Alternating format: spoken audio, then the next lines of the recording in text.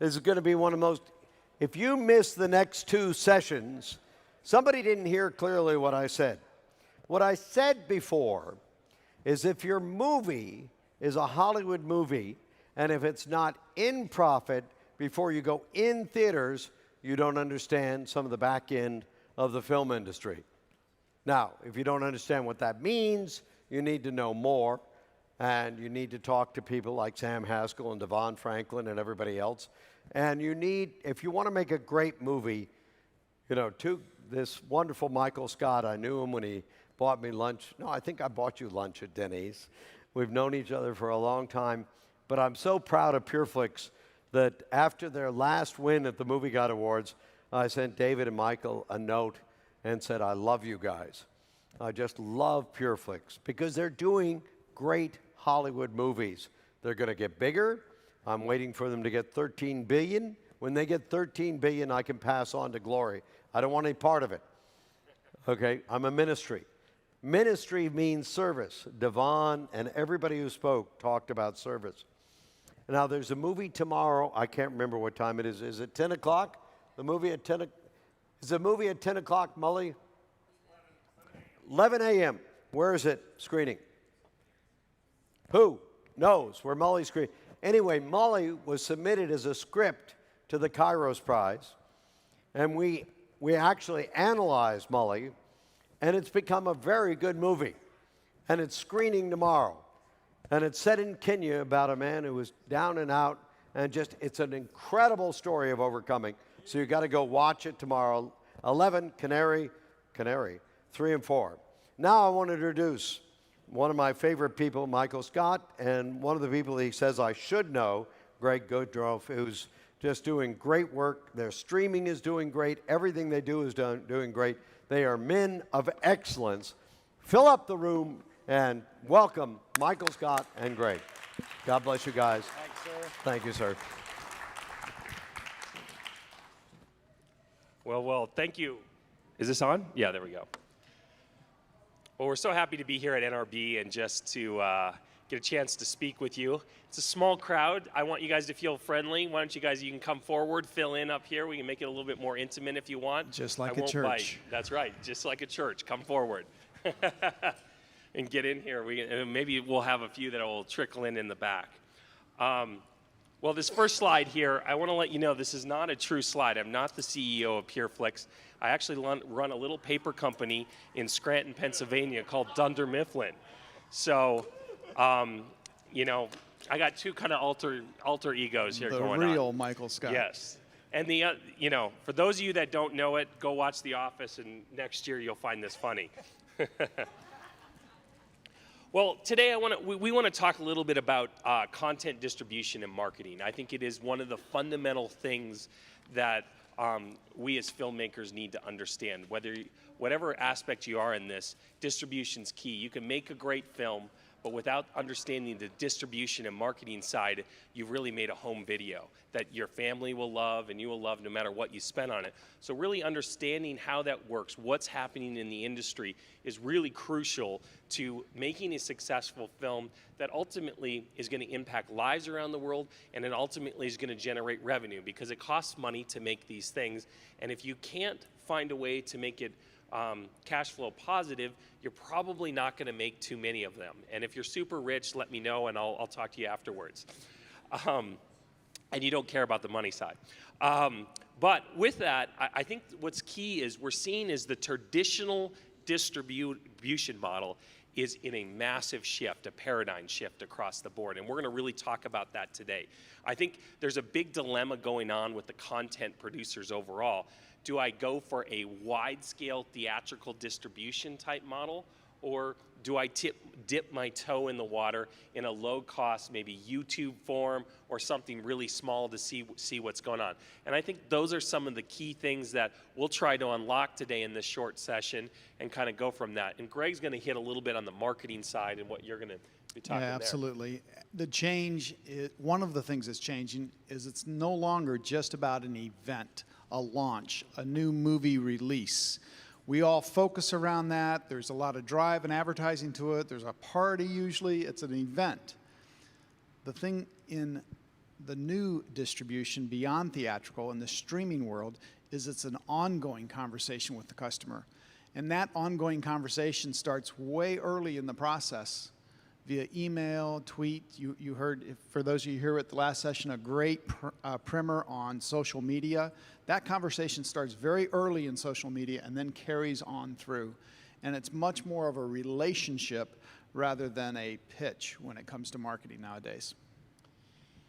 Well, let's kick this off. Let's talk about some of the windows. Those of you that are maybe new to this, in the distribution side, we window everything. And what a window means is there's a certain period of time for a certain distribution channel.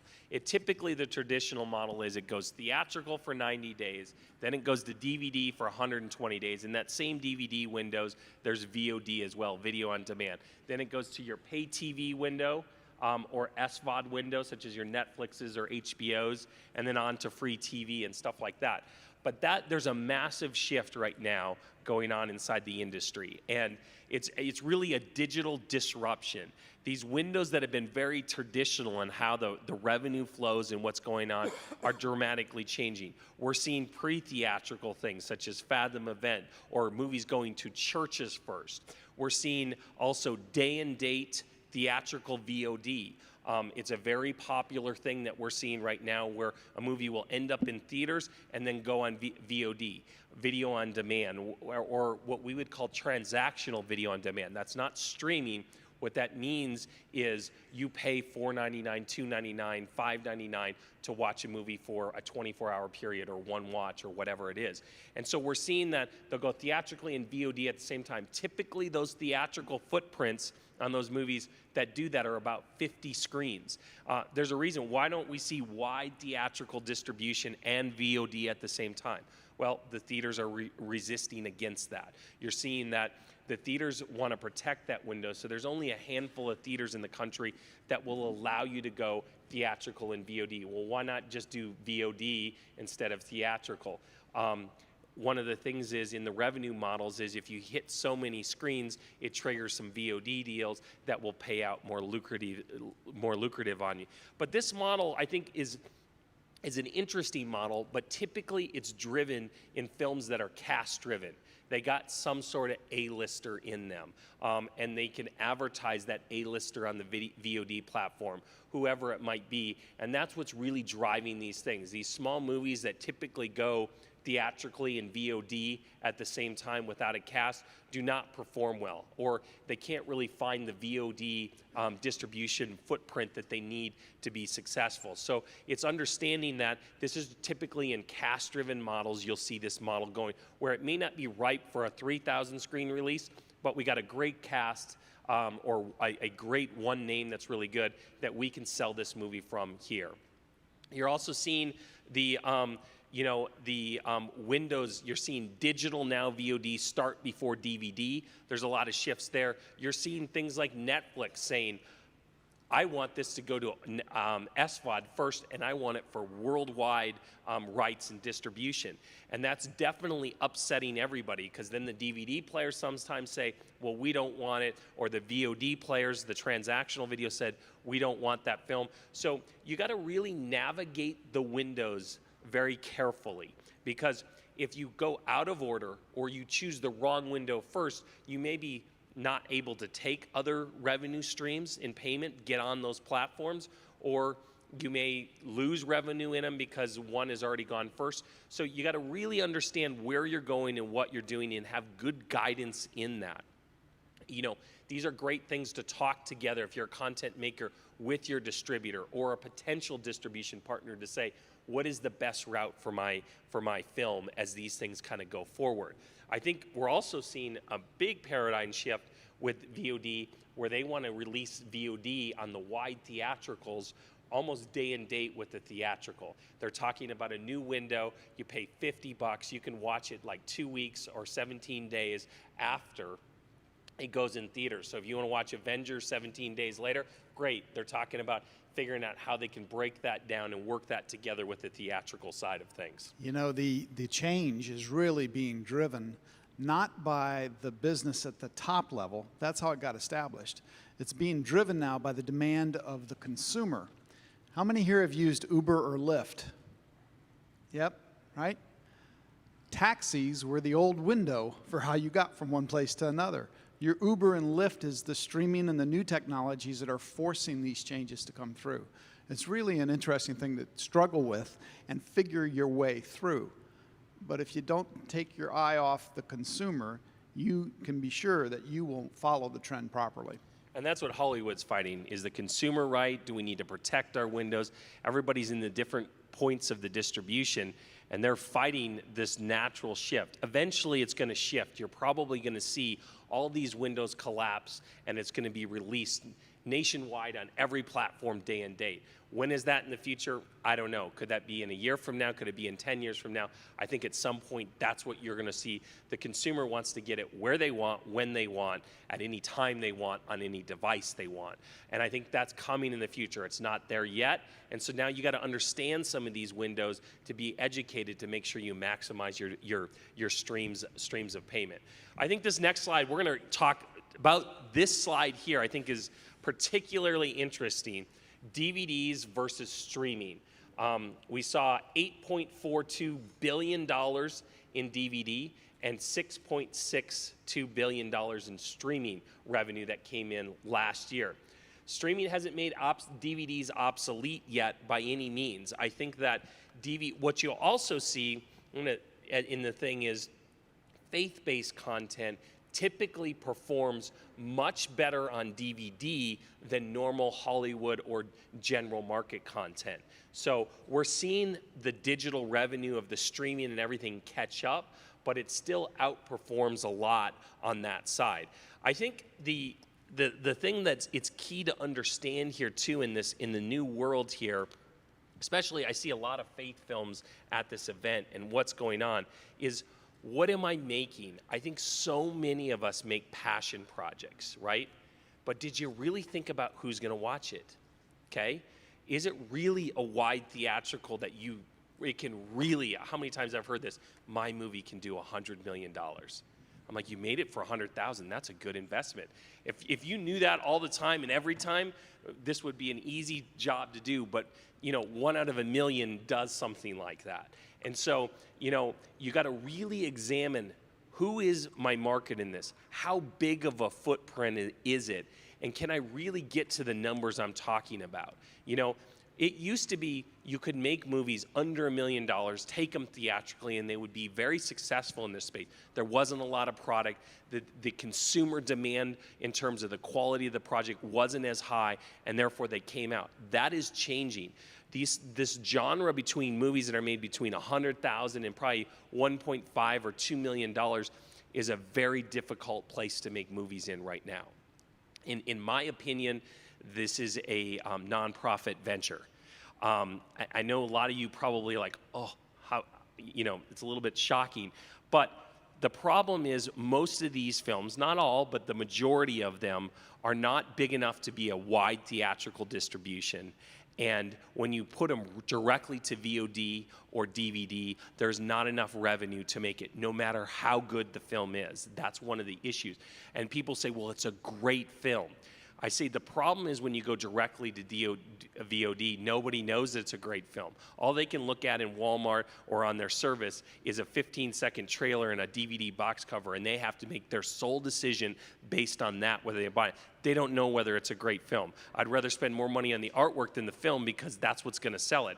I know that's a really hard statement, but it's a true statement. And so you need to understand those fundamentals. That price range, what we've seen is the DVDs slide drastically down in this direct-to-DVD product.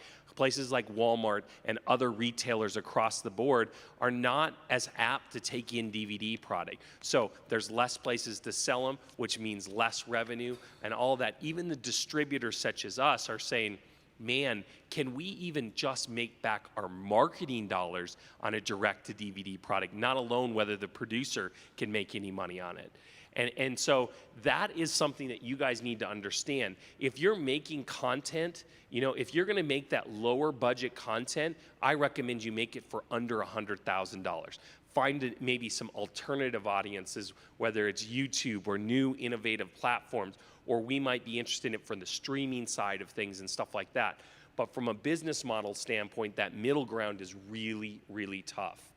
And I think it's something that everybody in this room should consider as they're in it. And the distributors are running away from this product. They don't really, really want it. And then if you're asking for that big theatrical ticket, take it out, it's a multi-million-dollar venture typically on these films. And is that product justified to take it out? Does it have the cast or the production values that really justify? You know, I hear about, oh, I got this celebrity and this. What movies did they star in theatrically recently? Did they do any box office? Really ask yourself the hard questions. Don't be sold into your own hype. I've been there, I did it for years, and I learned some very hard lessons along the way. So I think there's a lot as we go from there. But I do think it's important the consumer is really driving this, this change in product as we look at it. What you're seeing is the consumer's getting more sophisticated in the faith-based market. They're seeing better products, so they're demanding higher production value. Films that are $3 million plus, maybe $10 million, maybe even $20 million is what they want at the theatrical level. And so that's where you're seeing that shift to. So, and there's a lot more of those theatrical films coming, which means that they're not as interested in the direct-to-DVD product. It doesn't have as much appeal to them anymore. So it's a very difficult thing that's happening. So that means you really have to aim high, which is really tough because so few can break through, or you have to go much lower cost and concentrate in the areas of the over-the-top or the internet-delivered aspect of it where the consumer can react directly, much more directly with you. That's exactly right. I think it's lower high. The middle is dangerous.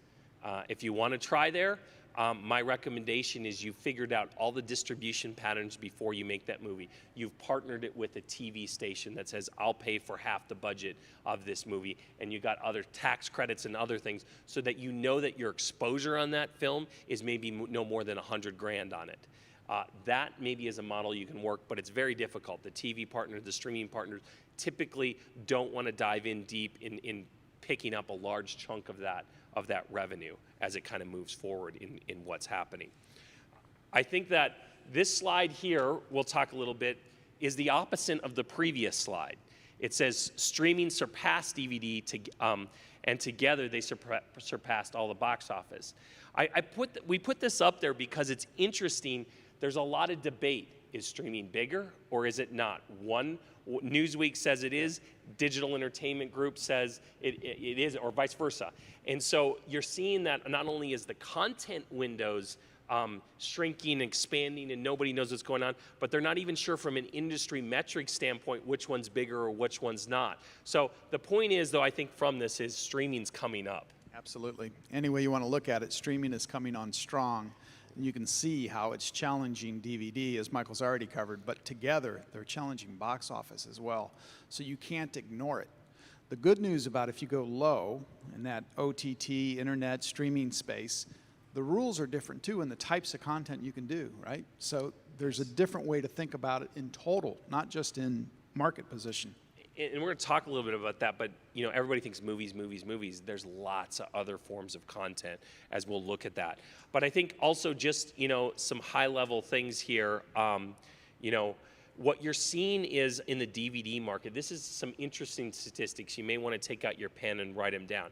Let me give you some of the revenue streams of what it looks like on a wider theatrical faith-based distribution of a movie.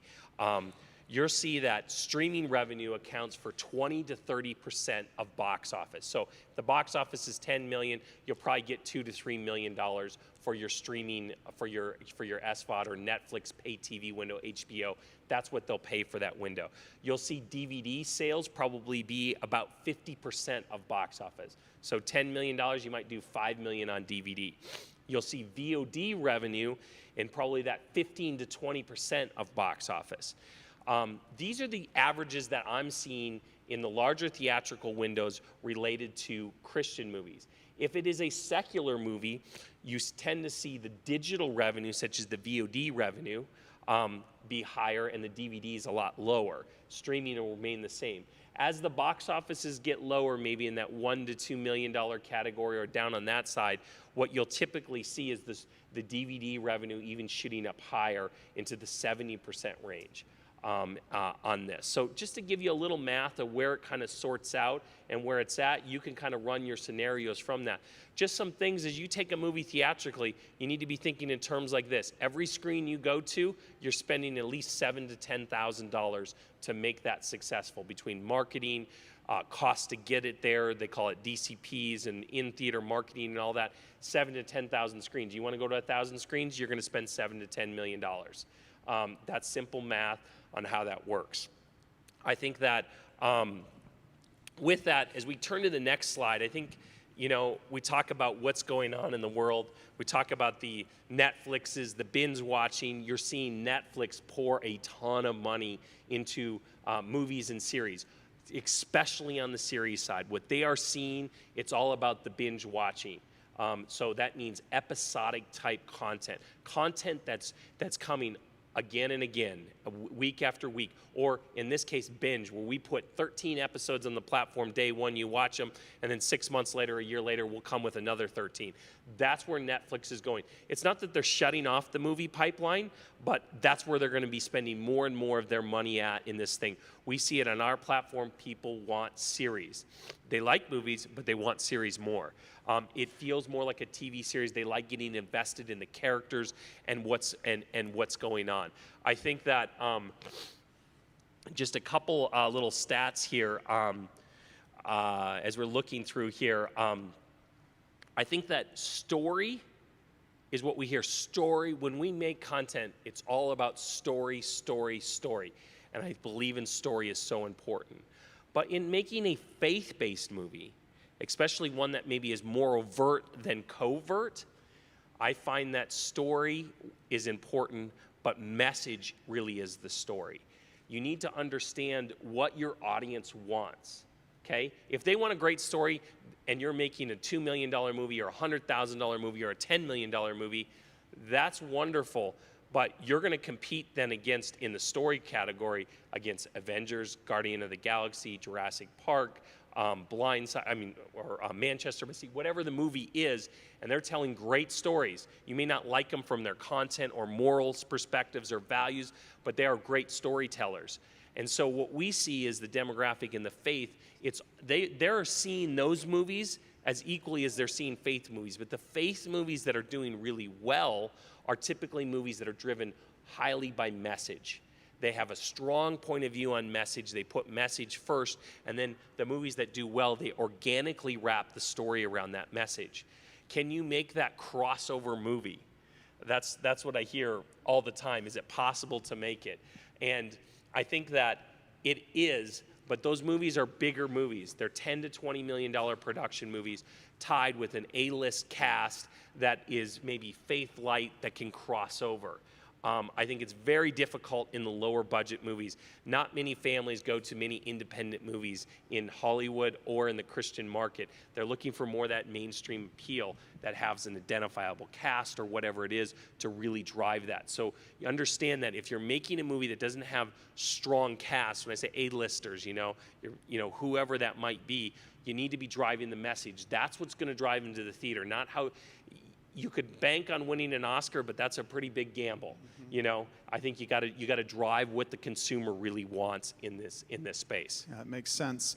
We're talking about theatrical, but let's shift a little bit to video on demand. Absolutely, and I think this statement, it's video in demand, is the truth. Exactly. We launched PureFlix.com about 18 months ago or so, and it was launched as a streaming video service for consumers, a faith and family-oriented streaming video service. The media called us a Netflix for Christians, so that's the model, a $7.99 a month kind of model. And it was our attempt to move beyond the theatrical and DVD into this space Michael's been talking about that's coming on so fast and furious, and that's causing all the issues and disruption in the windows and other kinds of things that we've been talking about. I should clarify one point. We call it a subscription video on demand system, SVOD, but if you're around the video on demand world, you're going to hear lots of different acronyms. FVOD, TVOD, AVOD, free VOD, transactional, pay for one watch, or A being advertising, and then of course SVOD. It all falls into this streaming space, regardless of the business model that comes to be. Our choice was to focus on the SVOD thing. The Netflix model works well. Hulu's moved that way, as you know. And we've been driving forward from that perspective. It's an interesting thing because the consumer in the OTT, another acronym, which simply means over-the-top, internet delivered streaming, the consumer in that space has more than doubled what they've spent in 2012 to 2016, more than doubled their monthly amount of money that they're putting to their on-demand streaming services like this. They're now pushing over $8 in on-demand monthly purchases like that. So that's that start of that growing business. And remember, because it's monthly, it's every single month. So that subscription just continues to drive forward right from the start. Let's take a look at some numbers, though. Everybody gets excited when they start to focus on streaming. You know, it's kind of that, oh, wow, gosh, the theatrical market sounded tough, and DVD didn't sound all that promising. What about streaming?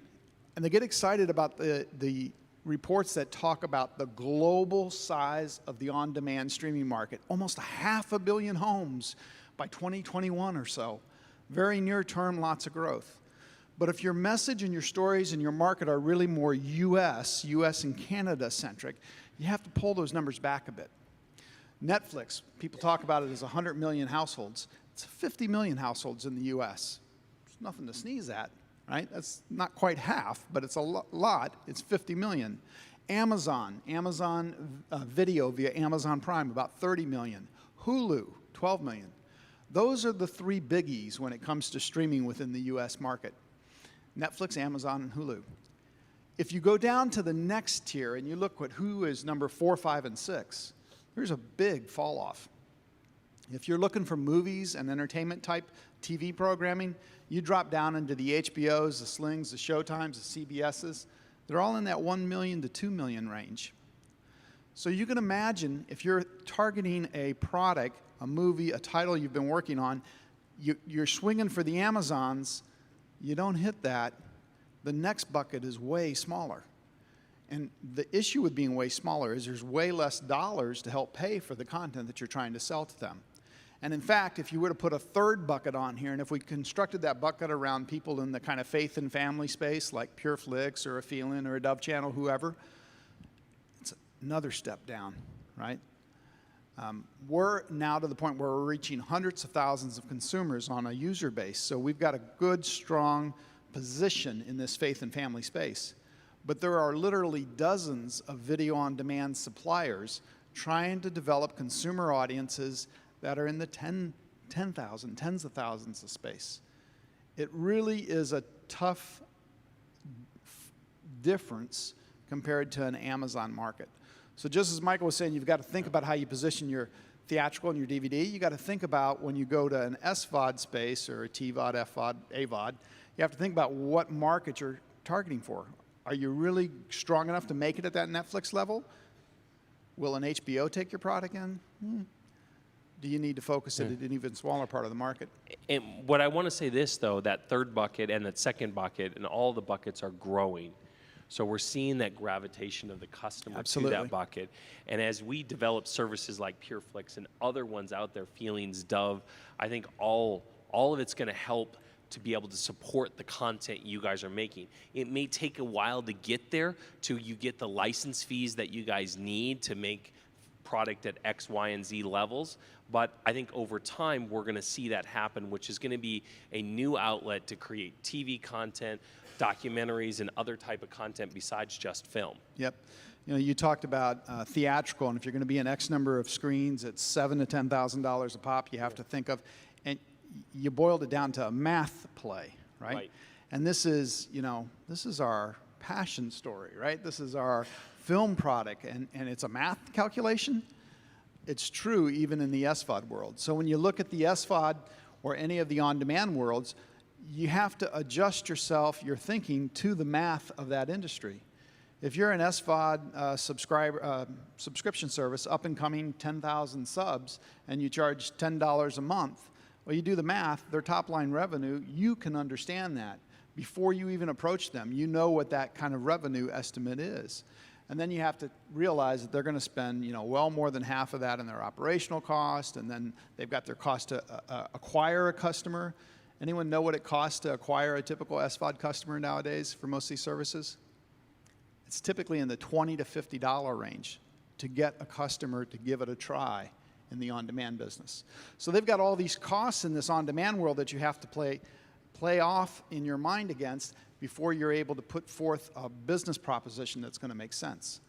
As it grows, as Michael's saying, it's all lifting. As it grows, that's good, but the order of magnitude jumps. You know, it's going to be more incremental or linear growth, not those exponential jumps to where a subscriber service at 10,000 has suddenly got 10 million. It just doesn't work that way. So when you come around to thinking about the content on these platforms at these lower dollars, I hope I haven't depressed you. But the beauty of this is you don't have to follow the format of a theatrical release when you're creating content for this. Nothing says it's got to be a 90-minute or 100-minute or whatever minute mindset you might have for it. Could be a short. You can experiment with shorts. We're seeing great playback from consumers and feedback from consumers on shorts, 12 minutes, 20 minutes. Michael mentioned the series piece on one of the earlier slides. Episodic really resonates in the on-demand space. Yes, we're binge watchers, the consumers are binge watchers, and they like that, but that's a whole different thing to produce, right, than an hour and a half worth of a movie or a 2-hour movie. So you can change your thinking about what you're producing and how you tell your story to match the economics of the changing platforms and windows. I think that's something we're going to have to do. And I think that's good. If you're a new content maker, everybody wants to swing for the fences and make a wide theatrically. I wish I could have done that out of the gate. But you know what? I'm glad I didn't, because I wouldn't have made some of the mistakes I made. I wouldn't have understood some of it, and I would have made a big blunder on a big budget that would have probably put me out of business, or I would have never been able to get money from another investor. So starting small is not a bad thing. It's dipping your toe and understanding how do I make content, what sells, what doesn't. It's better to do that on a smaller level than make a huge blunder at the top. You know, in that side. So I think there's a lot of opportunity here for content makers, students, people that are new to this business, even people that have been in it for a while, to reformat what they're doing and how they're thinking to shift with the times of what's happening. You know, if you don't shift and you continue to make movies in the ranges that don't work, you're going to eventually be out of business. That's right. Two more points we want to make. One, I don't want to go into detail on the social media side. Rob's presentation before us was just phenomenal on social media for those of you who are in here. But I do want to emphasize we're storytellers, we're thinking in stories. You got to have your marketing thinking stories as well. Rob gave a great primer on the basics, the reach, the numbers, how that world works. But it is a storyteller's world. So that's the key there. You got to drive into social media. You can't be afraid of it. You don't have to do it yourself. You do have to understand it. But get other people to help you do it and implement it, because they live and breathe it. I'm a little too old myself to be there, although as much as I try. You got to understand it, because that's where the audience is. And if you think about it, a streaming consumer, we mentioned the PureFlix.com, about half of our users are watching a movie on a mobile phone. I mean, growing up, I could never have imagined that. My job was always a bigger and bigger TV, right? That's what the deal was. I wanted a bigger screen to better give me a theatrical-like experience. But in the streaming world, half or better of the consumers are watching on small devices. So you've got to be where they are. They're on that small device. You've got to be on the social world without a doubt. I think, Mike, maybe we leave the folks with this slide for a minute and then take some questions if we still have some time for that, right? So the question is, if the theatrical message that Michael talked on earlier was go big with all the inherent risk in it and the financing required, et cetera, or stay small, stay out of the middle, right? If you're staying small, smaller investment doesn't mean, oh, it's no risk. There's still risk, right? So here's a way to work with the on-demand world. I said the SVOD world because that's what we're about, and we'd love to work with you in that regard. We think, we take a page from the startup world, and we think about lean startup principles. And in lean startup, there's a principle called the minimum viable product, the MVP. So think about what your MVP is. You may have an epic idea, message, story that you want to tell, but get it boiled into something that's small, short, not a trailer, but maybe it's 12 or 20 minutes, something in that area. Boil your thinking down to an MVP process. Step 2 is get it out to the consumer so that we can get metrics on it. Because in the on-demand space, even more so, quite frankly, than theatrical, because theatrical tends to be event-oriented, right? Metrics really matter. The on-demand space is a 24-hour, 7-day-a-week, 365-day-a-year business. It's so true. The metrics, too, drive so much more. Distributors want stuff and they can see the metrics behind it. We know that there's 50,000 consumers engaging, 1 million, 10, whatever it is. That's going to tell us, do we think there's something here? You have nothing in the metrics world. We're like, ooh, do we want to, that's a big gamble to go test something. Yep. And by the way, in the on-demand world, the tools are there for all of us to use, not just a few specific people, but all of us to use tools to tell us when the consumer paused, when they backed up and rewatched, when they left completely, when they hit pause and took too long of a break, not just the short bathroom break. All those kinds of metrics are visible in the on-demand world in a way that you can't really get at it in the theatrical side. So the metrics matter not just from the business perspective, but for giving you clues about the content, where you might want to increase pacing or stretch something out or make a change. And once you get through step 1 and step 2, you've got your MVP, you've got it out there, you got those metrics in hand. As Michael said, distributors and others want to know, okay, what are the consumers doing? Only then, after you've learned that, do you iterate. And that iteration may come in, okay, now I've got this idea, I'm going to widen this idea, I'm going to blow it up, I'm going to think bigger. Or it may come in, that really worked well, it resonated, it was 20 minutes, now we're going to create a series. And we're going to have a whole bunch of episodes like that. That's where the scale comes from. And of course, enough scale, then the dollars are there to go with it for you. Yeah, no, I hope this helps you today a little bit to understand. I mean, we could spend hours up here talking about distribution. But the final thing before we take a couple questions here is really, everybody has a passion project. But can you separate your passion from what's really going on in the market space? Your family will tell you it's the best thing ever. Nobody's going to lie to you, or when I not say lie to you, they're not going to tell you, oh, that's terrible, we can't believe it. They're going to all tell you what you want to hear. But you got to really be able to look at things objectively. I always say, we don't do passion projects, but we're passionate about every project. Okay? Because what we do is we design them and say, look at the marketplace first, what the consumer wants, what our end product is, how wide is that consumer base, and then we build it from there. If you make that passion project and it's about whatever, football, for instance, it's a wide market, but if it's a faith-based Christian football movie, maybe it's not wide enough. You got a primarily female audience, and now you're separating that down to a male-driven audience. It's football. It's smaller, the footprint. What we see on these wide theatrical, last thing I'll leave you with, the wide theatrical films is you got to make a film that the Catholics to the charismatic, from men to women, nobody can have a disagreement. 90+% of the people are on board with that film.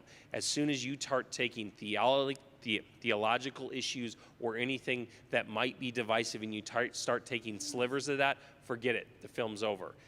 It's too small, it's hard to get it out there wide, and it's hard to get the backing. Everybody will always point to, well, this film made it. That film made it. That defies what you just said. But for every film you say that made it, I can show you 100 that didn't. If you want to gamble and be that one, that's up to you, but that's a risky venture. Well, if that's all you have to do, it sounds easy. Yeah. Any questions? Yeah. Well, we're gonna pass a mic over there mic for here? you. Yep. Maybe it's easiest if you have a question, maybe just come down here, then she won't have to chase you down, or she'll be in the front here, and just come on down and we'll answer it. First, thank you for an excellent presentation. And then, Michael, I was curious, can you apply the case for Christ in terms of the last summation you just gave? How did both of you from PureFlix perspective, make the decision on this is a particular film that we want to fund, create content. And then the second one is, how do you effectively interpret metrics that way you can ultimately scale? I'll let you take the second part. I'll take the first part. Case for Christ, it was a simple decision for us. I love the book, but that's just passion. But what we looked at is the metrics behind it. The series had sold 14 million books worldwide, almost 7 million here in the US, the book alone. So it was a wide market. It was a beloved book by the Christian community as a whole, whether you're charismatic Baptist, anybody in between, wherever you're at in that spectrum, engaged with that book. So it was a wide platform that was well established up front, that we saw that we could really discuss some key issues in our faith side of things and explore that, similar to like a God's Not Dead or something like that. We knew from God's Not Dead that the apologetics worked. So we thought with the apologetics and the marriage story, I think a lot of people are married or know somebody that's struggling in a relationship that maybe is not right. Between those two things, we said this is a wide enough platform and an idea that can go out to the masses. So, You know, and on the metrics side, metrics that matter are what you want to track. There's tons of different things you can track. One of the key things from our standpoint is we think about what's the reach of something, you know, how far, how many people will we reach? And then just as people will tell you, then great, you've reached the audience, now can you spur them to action? That conversion metric is something that's really key. Michael said it before, you want honest feedback. You don't want just feedback from your friends and family. So don't name any of your metrics after your mother, your brother, your sister. You want hard fact type metrics that you can look at and say, yes, this is working or it's not. Yes, my name is. Ted, how many more questions? One more, two more, or this is it? Last question, I'm sorry. Hello, my name is Randy Harden. My wife's name is Michelle Harden. We have a movie that came out in Houston, did real well. And my question is, when a movie could be noted to be great, good, let me say good, and then if you add Ice Cube to the movie as the lead person, would that change it and be a factor? The answer is yes. A good movie, and then adding A-list cast. I mean, obviously, when you're adding cast, it creates probably a better movie in terms of the artistic value of it and the quality of that acting. But they come along with a massive following. Anytime you're adding cast, look at their social media following. How many books or albums or movies have they headlined in box offices and stuff like that? Is this a character actor that's been in a lot of big movies, or is this a theatrical name that is a leading man or woman? Things like that make a difference to understanding. And then you got to look at the dollars. Does it make sense to add Ice Cube? Is he $1 million? Is he 10 million? Is he 500,000? Some of those things also pay, because you can overpay for someone, and that doesn't work either. The other thing, there's a lot of considerations that we look at, not only from the U.S. market, but does an Ice Cube or whoever it is play overseas? Maybe they're super popular here, and they're not so much in the overseas, or we've done it the opposite way. They may not be as popular here, but in the overseas market, they're huge. So it justifies it from an economic standpoint to put X or Y actor in a movie, or someone else, whether it's based on a book or whatever it is. So you got to really look at the underlying metrics to that actor, how much they cost. Do they really have this appeal? Are they willing to help me market the film? All of these things are there. Do they line up with the message of the film? You put somebody in it that's got a great name, but it's so opposite or different from what they play, you may not get their audience that would normally watch them. So do they really fit in this film? There's a lot of questions to answer. You got to ask yourself question after question to try and get to those matrix or those numbers underneath the metrics that will allow you to make educated decisions. That's why I also recommend, as you guys have films out there, distributors typically get inundated with responses and questions. Do my movie? Do you want to fund it? The answer is it's tough. We got big slates. We're looking for big projects, and a lot of times we hear a lot of passion projects. But what I would say is, as you guys are looking at your footprint, if you got the funding for it, the film is real. It's not just we're talking about it. that's a good point to maybe come to a distributor and say, here's what I'm doing. Would you be willing to help with your expertise to say, is the cast that I want to get the right cast? Should I be making this for this budget, or there's no way I can recoup, you should be making it for half that budget, or maybe twice that budget, and we'll go bigger with it. Those are key questions that maybe a distributor or someone that you can seek out that has that knowledge to be able to help you navigate these waters before you go spend all the money and realize, gosh, I thought Ice Cube was great, but he was totally the wrong guy to get. And I don't know, so there's a lot of factors in there. So you gotta really, before you just pull the trigger on someone, understand all of those things going forward. Thank you so much for your time. Thank I you. want to thank NRB, thank Ted for all of his hard work for years being here. Thank you so much, Ted, for all your help and support. Thank you, Ted. See, I actually walked on stage. Oh wow! Look, you've got some water left. I can handle that. If you guys need any paper, I have paper in the back to sell. This Thunder Mifflin. Right. This is why I love PureFlix, because they actually look at it as a business and they make it a business that works.